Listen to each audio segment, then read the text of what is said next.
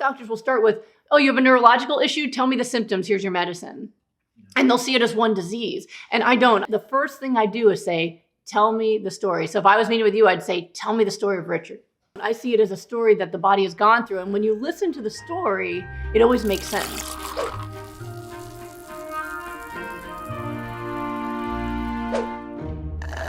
I'm wondering, is there any difference really between an autoimmune disease and like diabetes and cancer? Are they more related than they are separate? I would say yes, they're more related than they are separate. I think it has been actually really problematic in Western medicine how we've divided the human body into pieces. So much so that each specialty doesn't even recognize their connection to the rest. And they look at a heart problem separately, then a lung problem separately, then a kidney problem, and everyone's treating them separately and nobody's looking at the person. When I see people for wellness appointments, they're 75 minutes. And the first thing I do is say, tell me the story. So if I was meeting with you, I'd say, tell me the story of Richard. I want to know the story. Because if I start from your childhood and work your way through, the body always tells a story. It's always connected. And so I can see all the different issues that have come up over life. Like someone I saw today, anxiety as a child, trauma when they were young from their mom being sick, and then getting chronic inflammation in the bladder, and then getting, some itchy skin issues, and then finally getting neurological stuff. But most doctors will start with, oh, you have a neurological issue? Tell me the symptoms. Here's your medicine. And they'll see it as one disease. And I don't. I see it as a story that the body has gone through. And when you listen to the story, it always makes sense.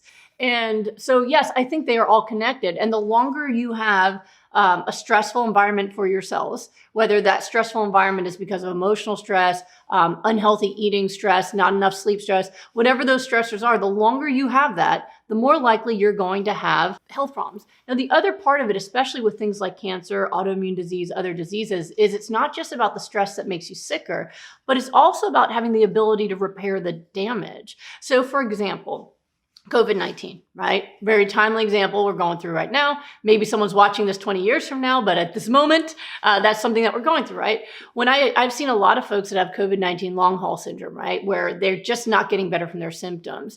And when I do hypernourishment with them, usually like the people who've done my rapid recovery group where they're only having hypernourishment, usually by week 3, smell is back, energy's back, they feel better than they were before they were sick. So it shows me that by the time they got that virus, an aggressive, deadly virus, they used up whatever was left of their reserves, the reserves that their body needed to come back. So while they survived, they're not back to baseline. Now, that's what chronic illness looks like in our world, right? Is that someone gets sick and they never get back to normal. They just stay sick. And so they're starting to call chronic long haul COVID a new chronic disease. It doesn't need to be. Its immune system got depleted. It can no longer get you any better than it did.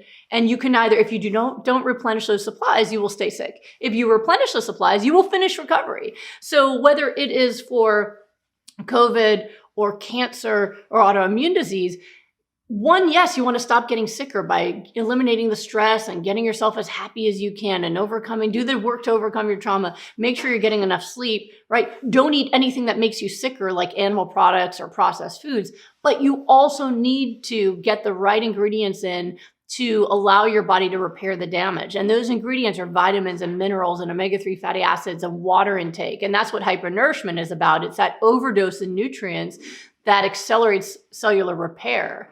And that's what's often missing when people come to me, even on plant-based diets, who have not reached that full recovery, or they can't lose any more weight. They're just restricting, but they're not losing weight, that they're still having issues with their health. The problem is no longer that their food's making them sicker. The problem is they're not getting enough of the nutrients they need to finish the healing process or creating the metabolism they want.